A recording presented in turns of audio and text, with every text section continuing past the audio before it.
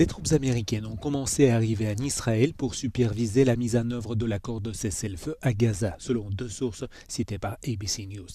Les autorités américaines ont déclaré que 200 soldats seraient sur le terrain pour mettre en place un centre de coordination, mais qu'ils ne devraient pas entrer dans la bande de Gaza. Alors que le cessez-le-feu se maintenait, l'envoyé spécial américain Steve Witkoff s'est rendu samedi à un poste de l'armée israélienne à Gaza pour confirmer la première phase du retrait des troupes de Tsahal. Les derniers otages détenus par le Hamas devraient être libérés d'ici lundi.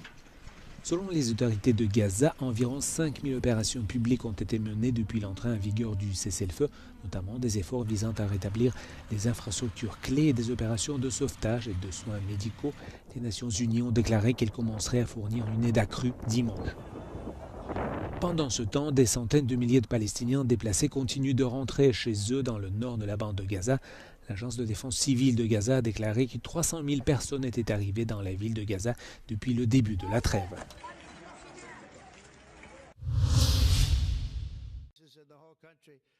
Le président américain Donald Trump devrait se rendre au Moyen-Orient pour participer à la cérémonie de signature de l'accord de paix à Gaza, en Égypte, ce qui pourrait marquer la fin de 2 années de guerre sanglante entre Israël et le Hamas.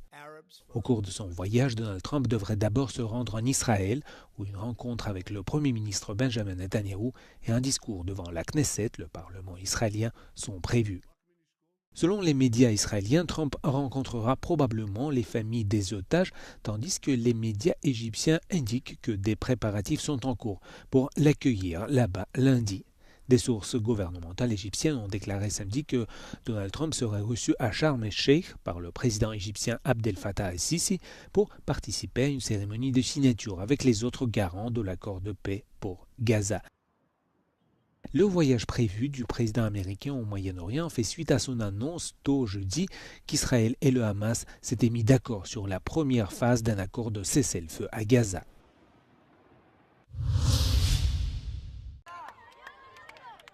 Pour l'administration de Trump, l'accord de cessez-le-feu à Gaza est le premier pas vers une paix durable au Moyen-Orient. Massad Boulos, haut conseiller américain chargé des affaires arabes, est revenu avec Euronews sur les ambitions de Washington dans la région, affirmant que le plan de paix de Trump s'étendra à terme bien au-delà de la seule bande de Gaza. This is an absolute final peace agreement, and as the president said, it's not only about Gaza, but it's the future of the Middle East, and he's looking forward for a lasting and comprehensive peace. Le plan de paix américain comporte cependant des zones d'ombre. Il ne définit notamment pas clairement le désarmement du Hamas ni son rôle futur dans la bande de Gaza. La possibilité d'une solution à 2 États, à laquelle s'oppose vivement Benjamin Netanyahou, reste également très floue. So this is something that will be discussed with time. As you know, there are different phases. The first one had to do with the ceasefire, the release of hostages and exchange of prisoners, and withdrawal of troops to a certain agreed line. There will be other phases that will come along. La première phase du plan prévoit également une augmentation de l'aide humanitaire à Gaza, où des milliers de personnes sont toujours menacées par la famine. Plusieurs localités de la région ukrainienne d'Odessa étaient toujours privées d'électricité samedi à la suite d'une attaque massive de drones russes contre des infrastructures énergétiques. Le courant a pu être rétabli dans les 240 000 foyers. Le gouverneur régional d'Odessa a déclaré qu'outre les infrastructures énergétiques, 2 immeubles résidentiels et un hôtel avaient été endommagés. Une personne, une femme de 47 ans, a été blessée.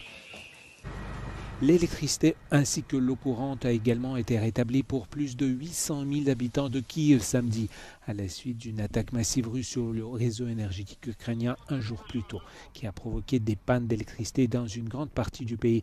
Le secteur de l'énergie est l'un des principaux champs de bataille depuis que la Russie a lancé son invasion totale il y a plus de 3 ans. Chaque année, Moscou tente de paralyser le réseau électrique ukrainien avant la saison hivernale dans l'espoir de saper le moral de la population.